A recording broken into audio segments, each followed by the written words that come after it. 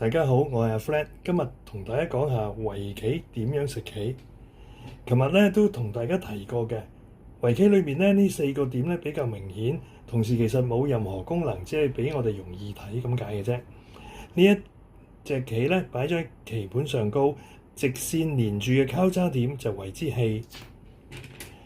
如果白棋圍住咗黑棋，而家咧呢一隻黑棋咧得返一口氣啦。棋咧同人一樣喎，人一定要唞氣，唔唞氣會死。棋子都係嘅喎，當呢隻黑棋俾白棋圍住，佢冇晒氣啦，咁佢就會死，就會被白棋食咗㗎啦。咁咧喺圍棋嚟講嘅術語咧，就叫做提子。同樣啦，呢一隻棋咧因為喺邊線咧，佢嘅氣只係得3口氣嘅啫。呢隻棋喺角落頭只係得2口氣。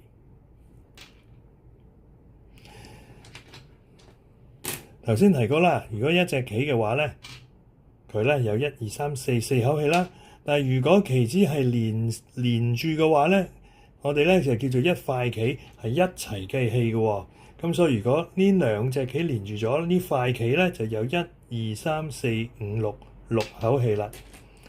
而如果再多隻棋，3隻棋連住嘅話咧，佢呢一塊棋咧就有1、2、3、4、5、6、7、8口氣咯。咁而喺下低呢一塊棋咧，呢5隻棋咧總共幾多口氣咧？大家數下咯喎，1、2、3、4、5、6，呢5隻棋咧只係得6口氣，因為佢靠近邊線，佢氣數比較少啊。咁而我睇下右邊呢3隻棋，由於已經俾白棋包圍咗，所以呢3隻棋已經冇氣，佢就會被食咗㗎啦。呢5隻棋同樣啦，因為已經被白棋包圍係冇氣㗎啦，所以呢5隻黑棋咧都會俾人食咗㗎啦。